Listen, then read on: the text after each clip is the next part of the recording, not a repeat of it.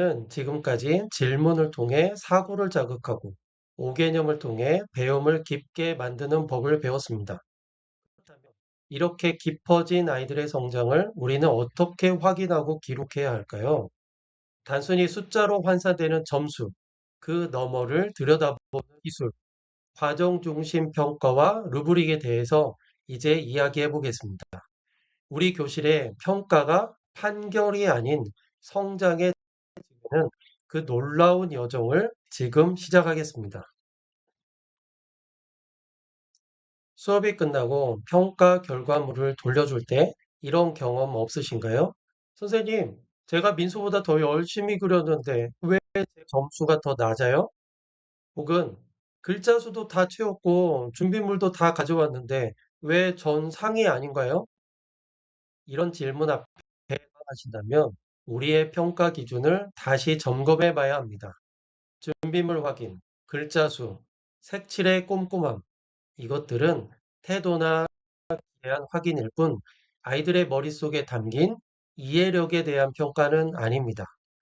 본질을 놓친 평가는 아이들에게 상처를 주고 교사는 민원의 원인이 됩니다. 우리는 평가할 때 어떤 마음가짐을 가져야 할까요? 많은 경우 우리는 판사가 되어 아이들을 서열화하고 판결을 내려합니다. 하지만 진정한 평가자는 탐정이 되어야 합니다. 평가는 아이의 유죄나 무죄를 가리는 판결이 아니라 이 아이가 어디까지 이해했는지, 어디서 길을 잃었는지를 찾아내는 증거 수집의 과정이어야 합니다. 탐정의 눈으로 아이들의 결과물 속에 숨겨진 단서를 찾아낼 때 평가는 비로소 교육적인 가치를 가집니다. 화면에 두 결과물을 비교해 봅시다. 학생 A는 화려한 꽃장식과 예쁜 글씨로 포스터를 꾸몄습니다. 하지만 내용은 반면 학생 B의 결과물은 투박합니다. 그림 실력도 부족해 보이죠? 하지만 내용을 들여다보면 환경 오염의 원인과 관계를 정확히 짚어내고 논리적인 해결책을 제시하고 있습니다. 우리가 평가해야 할 것은 무엇일까요? 미술 시간이 아니라면 우리는 화려한 겉 포장지에 속지 말아야 합니다. 투박하지만 논리적인 개념 설명이 담긴 학생 B의 손을 들어줄 수 있는 용기, 그것이 교육의 전문성입니다. 평가의 질을 높이려면 과제 설계부터 달라야 합니다. 포스터를 그리세요 라고 하는 것은 맥락 없는 활동에 불과합니다. 여기에 맥락이라는 마법의 소스를 뿌려보세요. 우리 지역 오염을 해결하기 위해 시장님께 보낼 설득 제안서를 작성해 주세요. 이렇게 맥락이 부여되는 순간 아이들은 단순히 종이를 아니라 실제 문제를 해결하기 위한 성취 과제를 수행하게 됩니다.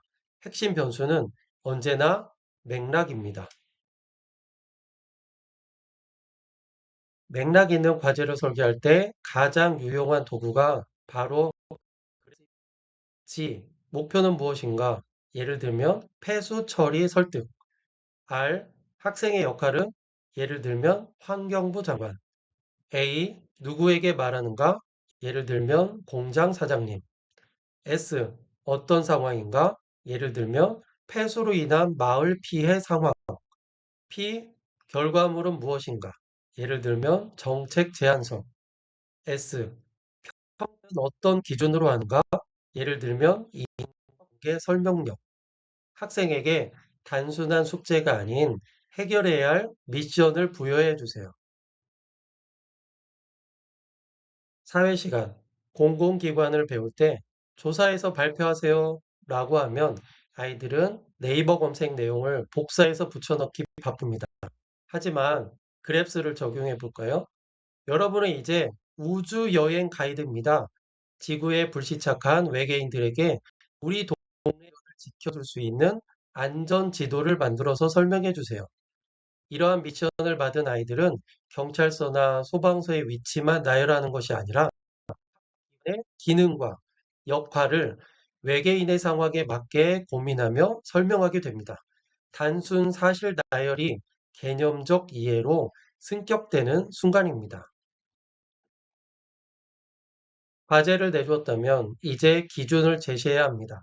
그런데 많은 선생님이 평가 기준을 시험 문제의 정답지처럼 서랍 속에 꽁꽁 숨겨두십니다. 선생님들, 평가는 숨바꼭질이 아닙니다. 평가 기준은 수업 시작 전 아이들에게 미리 공개되어야 합니다. 루브릭은 학생들을 서열화하기 위한 채점표가 아니라 학생들이 목표를 향해 안전하게 항해할 수 있도록 돕는 내비게이션이자 나침반이 되어야 합니다.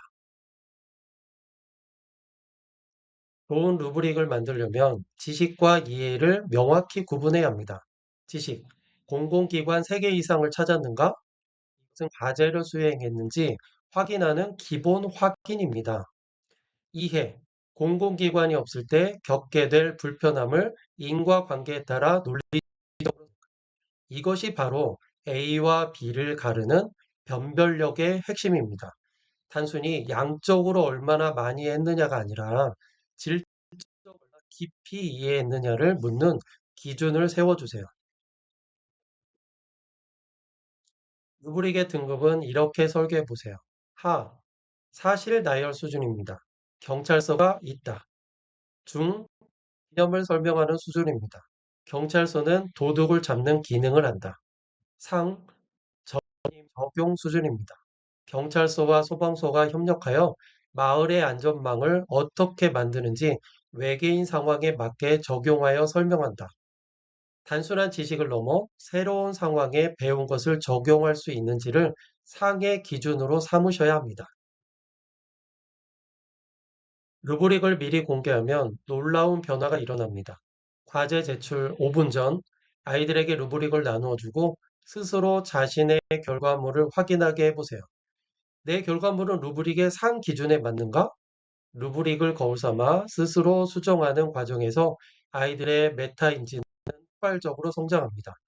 선생님의 첨삭 시간은 줄어들고 아이들의 책임감은 높아집니다.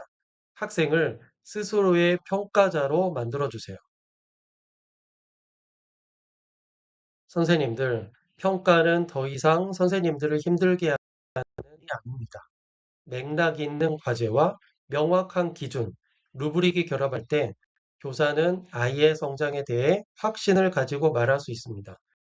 바로 교사의 전문적 확신입니다.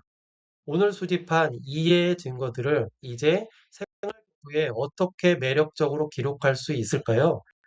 다음강에서는 가성비 값 기록의 기술에 대해 나누어 보겠습니다. 오늘도 아이들의 성장을 위해 탐정이 되어주신 선생님들 감사합니다.